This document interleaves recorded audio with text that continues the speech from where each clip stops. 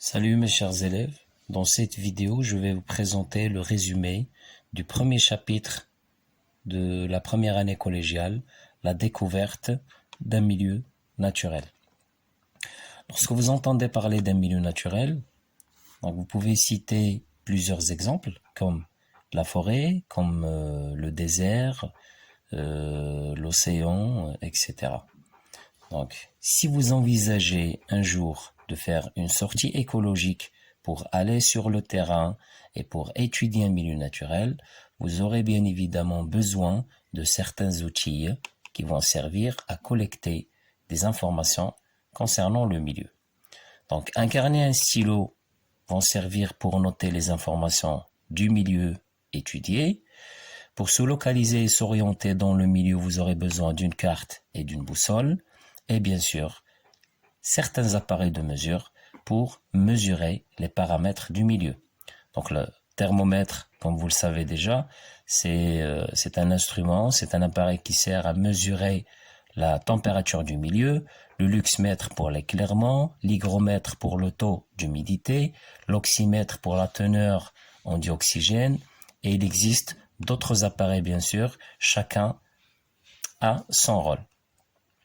Alors, si vous envisagez ramener avec vous des échantillons d'insectes, vous aurez besoin, pour les collecter, pour les capturer, vous aurez besoin d'un filet d'insectes. Pour les ramener avec vous, vous aurez besoin de certaines bouteilles, des bocaux, des bouteilles en verre ou en plastique qui se ferment, bien sûr. Si vous envisagez faire ou bien réaliser un herbier, c'est-à-dire à partir d'échantillons de plantes, vous aurez besoin de sacs en plastique pour ramener quelques échantillons. Et bien sûr, dans chaque milieu, puisqu'il existe des animaux qui sont soit très dangereux, soit qui vont avoir peur et qui vont s'enfuir, donc vous aurez besoin de les observer dans leur milieu de vie, donc en utilisant des jumelles. Très bien. Alors, pour chaque milieu naturel, vous allez trouver qu'il contient deux types de composantes. Une composante ou bien des composantes vivantes qui sont les êtres vivants du milieu, bien sûr des animaux et des végétaux, et une deuxième composante qui englobe les éléments abiotiques du milieu.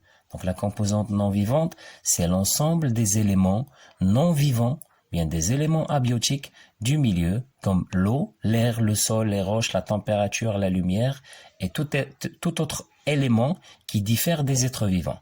Donc, puisque j'ai dit qui diffère des êtres vivants, donc vous devez connaître les propriétés d'un être vivant afin de les distinguer, donc distinguer les êtres vivants facilement des éléments non vivants. Alors, un être vivant respire, il se nourrit et se reproduit. Bien sûr, ces caractéristiques donc, ne figurent pas chez les éléments non vivants. Dans la nature, les êtres vivants, des animaux et des végétaux bien sûr, sont constitués donc d'une toute petite unité qu'on appelle une cellule. Alors la cellule, c'est l'unité de structure des êtres vivants, c'est-à-dire la toute petite unité qui forme un être vivant. Donc on peut les séparer déjà en deux types, bien deux groupes, des êtres vivants qui sont unicellulaires. Unicellulaires, ça veut dire qu'ils sont formés d'une seule cellule. On a cité dans le cours la paramécie et l'amibe, qui sont des animaux qui sont formés d'une seule cellule. Il existe aussi des végétaux qui sont formés d'une seule cellule. Et le deuxième groupe, qui sont des êtres vivants, animaux et végétaux bien sûr, qui sont pluricellulaires. Pluri, ça veut dire qu'ils sont formés de plusieurs cellules. On a fait l'observation des cellules de l'épithélium buccal de l'homme, et on a aussi observé les cellules de l'épiderme d'oignon, qui sont des cellules végétales. Donc, puisque on a trouvé de très très nombreuses cellules, donc ce sont des êtres pluricellulaires. Alors, le point en commun entre ces éléments-là, entre les êtres unicellulaires et pluricellulaires, Et aussi le point en commun entre les plantes, c'est-à-dire les végétaux et les animaux, c'est la cellule.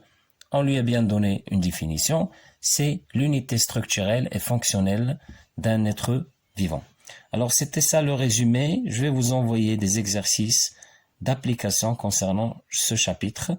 Merci pour votre attention.